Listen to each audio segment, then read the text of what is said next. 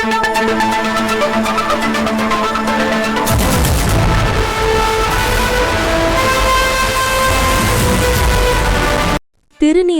பெரிய ஏரியில் மண் திருட்டு. தினமும் 500 லாரி மண் அகற்றப்படுவதாக புகார். சென்னை அடுத்த தாம்பரம் மாநகராட்சிக்குட்பட்ட திருநீர்மலை பகுதியில் உள்ள பெரிய ஏரியிலிருந்து தினமும் சுமார் 500 லாரி அளவுக்கு மண் எடுத்துச் செல்லப்படுவதாக கூறப்படுகிறது. மேலும் அகற்றப்பட்ட மண் திருநீர்மலை மற்றும் சுற்றுவட்டார பகுதிகளில் குவித்து வைத்து எந்தவித அனுமதியும் இல்லாமல் விற்பனை செய்யப்பட்டு வருவதாகவும் மக்கள் தெரிவிக்கின்றனர்.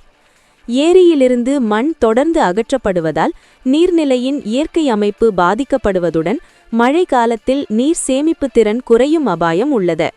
இதனால் அப்பகுதியில் நிலத்தடி நீர்மட்டமும் பாதிக்கப்படும் என்று சுற்றுச்சூழல் ஆர்வலர்கள் எச்சரிக்கை விடுத்துள்ளனர்.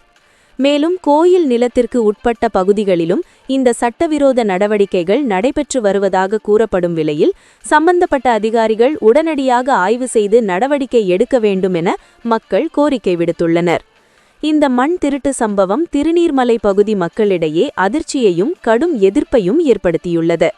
இதுகுறித்து மாநகராட்சி மற்றும் வருவாய்த்துறை அதிகாரிகள் விரைந்து நடவடிக்கை எடுப்பார்களா என்பது அப்பகுதி மக்களின் எதிர்பார்ப்பாக உள்ளது.